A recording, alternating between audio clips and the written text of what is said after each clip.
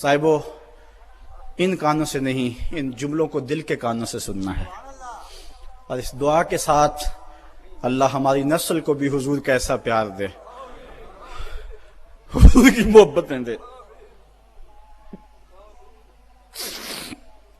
وہ کیا کہتا ہے؟ یا رسول اللہ صلی اللہ علیہ وسلم، الجلاس بن سوید خان اللہ و رسولہ، حضور جلاس بن سوید نے اللہ اور اس کے رسول سے خیانت کی ہے، وَهُوَ عَمِّي، اور میرا چچا لگتا ہے۔ اگلے لفظ سنیے، وَقَدْ تَبَرَّأْتُ إِلَى اللَّهِ ثُمَّ إِلَيْكَ مِنْهُ، حضور میں پہلے اللہ کے حضور پھر آپ کے حضور اس سے بیزاری کا اعلان کرتا ہوں۔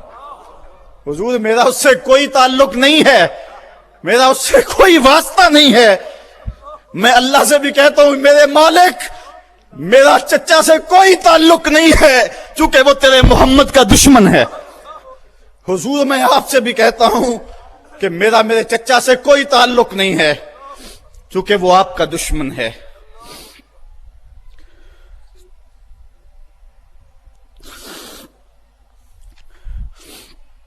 کالا وماذا قال، حضور نے فرمایا بچے اس نے کیا کہا ہے؟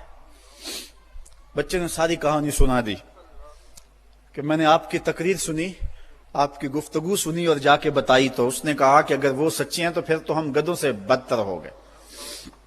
حضور نے صحابہ کو بلایا، کہا کہ یہ واقعہ پیش آیا ہے، بتاؤ کیا کریں؟ صحابہ نے عرض کی ھذا طفل صغیر لا تصدقه فهو لا یعی ما یقول والجلاس بن سوید یصلی معنا وهو شیخ کبیر وعاقل، حضور یہ بچہ چھوٹا ہے، کم عقل ہے، کم سمجھ ہے، یہ تو اپنی بات بھی نہیں صحیح طرح سمجھ سکتا، جو کہتا ہے تو وہ بھی نہیں جانتا، اور جلاس بن سوید بڑی عمر کا آدمی ہے، ہمارے ساتھ نمازیں پڑھتا ہے اور عاقل شخص، تو آپ اس بچے کی بات کی پرواہ نہ کیجیے اور اس کی خبر کی تصدیق نہ کیجیے۔ ادھر جلاس بن سوید کو جب پتا چلا تو اس نے بھی قسمیں کھانی شروع کر دی کہ میں نے تو کوئی بات کہی نہیں ہے، ایک چھوٹے سے بچے نے جا کے ویسے ہی بات کر دی۔ تو حضور نے اس بچے کی بات کو نظر انداز کیا صحابہ کے کہنے پہ۔ اب اس بچے نے جب دیکھا کہ میری بات حضور نے قبول نہیں کی ہے تو اس نے جھولی پھیلا لی اور آسمان کی طرف دیکھ کر کے کہا اللہم ان کنت صادقا فصدقنی وان کنت کاذبا فکذبنی، اے اللہ اگر میں جھوٹا ہوں تو مجھے جھوٹا کر دے، اور اگر میں سچا ہوں تو میری سچائی کا اعلان کر دے۔ یہ بچے نے جب بات کی تو ابھی اس نے منہ پہ دعا مانگ کے ہاتھ نہیں پھیرے تھے کہ جبریل آ گئے، اور سورہ توبہ کی آیت نازل ہوئی یحلفون باللہ ما قالوا وَلَقَدْ قَالُوا كَلِمَةَ الْكُفْرِ وَكَفَرُوا بَعْدَ اسْلَامِهِمْ، یہ قسمیں کھاتے ہیں کہ ہم نے یہ بات نہیں کی ہے، محبوب انہوں نے اسلام لانے کے بعد کلمہ کفر بولا ہے، انہوں نے کلمہ کفر بولا ہے، اس نے بات کہی ہے۔ تو اللہ تعالیٰ کے محبوب نے اس بچے کو اپنے پاس بلایا، کہا مرحبا بالذی صدقہ ربہ من فوق سبع سماوات، خوش آمدید وہ بچے جس کی 7 آسمانوں سے اوپر رب نے بھی گواہی دی ہے، جس کی رب نے بھی گواہی دی ہے۔ پھر حضور نے اس بچے کے کان کو پکڑا اور فرمایا وفت اذنک یا غلام وصدقک ربک، بچے تیرے کان نے ٹھیک ہی سنا تھا، اور تو وہ ہے جس کی گواہی اور جس کی تصدیق میرے رب نے فرمائی۔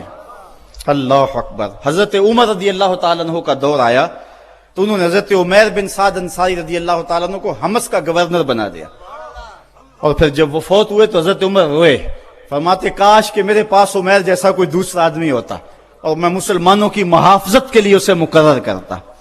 اللہ اکبر۔ تو حضور علیہ الصلوۃ والسلام کی محبت اور حضور کے ساتھ وفا کا یہ رشتہ اور یہ تعلق اور یہ گہرا ربط اللہ تعالیٰ کی محبت کا بندے کو مستحق کرتا ہے۔ اللہ نے بھری بزم کے اندر اس بچے کو عمیر بن سعد رضی اللہ تعالیٰ عنہ کو جھوٹا نہیں ہونے دیا۔ تو اقبال کہتا ہے کی محمد سے وفا تو نے تو ہم تیرے ہیں، یہ جہاں چیز ہے کیا لوح و قلم تیرے ہیں۔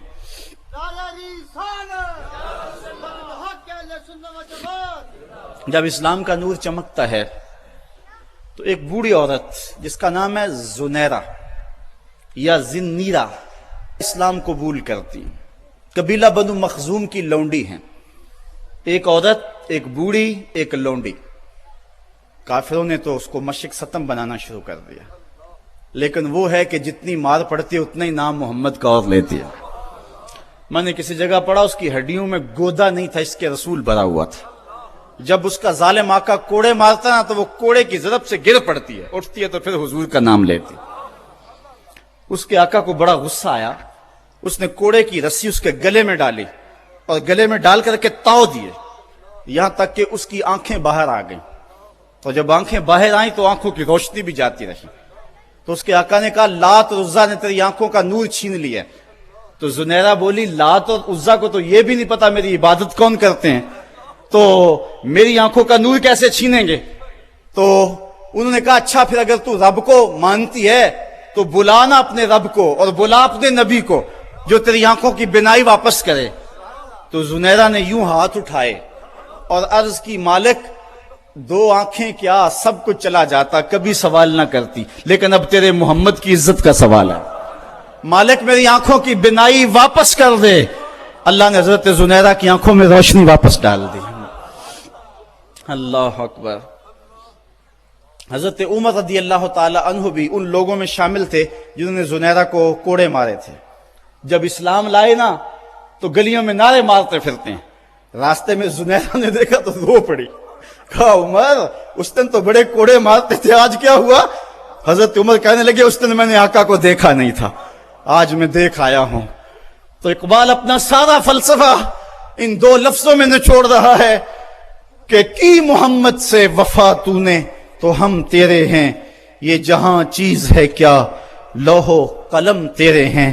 اگر حضور سے تعلق محبت کا اور رشتہ تعلق کا استوار ہو جاتا ہے تو زندگی حسین اور زندگی جاندار ہو جاتی ہے، اور اگر آقا سے تعلق استوار نہیں ہوتا ہے کثرت کے باوجود بھی ہم ذلیل و رسوا ہوں گے، اور یہ ہمارا مقدر ہے۔ یہ میں نے کہانی آپ کو اس دور کی سنائی ہے جس دور میں مسلمانوں کی تعداد 5-6 سے شروع ہوئی تھی، 313 تک ہوتی ہوئی 8 ساڑھے 8 ہزار اور پھر آگے بڑھتی چلی گئی، اور آج 1 ارب 40 کروڑ انسان خانمہ برباد ہیں۔ وہ تھے تھوڑے لیکن وفادار تھے آمنہ کے لال کے، اور آج ہم کثرت کے باوجود اس جوہر سے خالی ہو گئے ہیں، اور آج زمانے کے اندر رسوائیاں ہمارا مقدر ہو چکا ہے۔ آج آئیں، اگر ہم چاہتے ہیں کہ آبرو پائیں، اگر چاہتے ہیں کہ ہم عزت پائیں تو محمد عربی کی عزت کا پہرا دیں، حضور کی آبرو کا پہرا دیں، تو اللہ ہماری عزت اور ہماری آبرو کی حفاظت کرے گا۔ اگر ہم حضور کی آبرو کا پہرا نہیں دیں گے اللہ کو ہماری عزت کوئی عزیز نہیں ہے۔ ہماری عزتیں محمد عربی کی عزت کا صدقہ ہیں، حضور کے نام کا صدقہ ہیں ہماری عزتیں۔ اگر ہم ان کے نام پہ اپنا سب کچھ لوٹا دیں گے تو سرخرو ہیں، بامراد ہیں، ورنہ ذلیل و رسوا ہیں۔ کی محمد سے وفا تو نے تو ہم تیرے ہیں، یہ جہاں چیز ہے کیا لوح و قلم تیرے ہیں۔ وآخر دعوانا ان الحمدللہ رب العالمین۔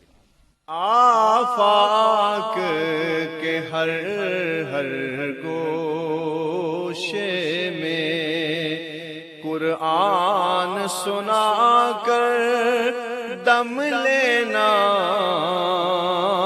اب رکنا نہیں، اب تھمنا نہیں، فردوس میں جا کر دم لینا۔ آفاق کے ہر ہر گوشے میں قرآن سنا کر دم لینا، اب رکنا نہیں، اب تھمنا نہیں۔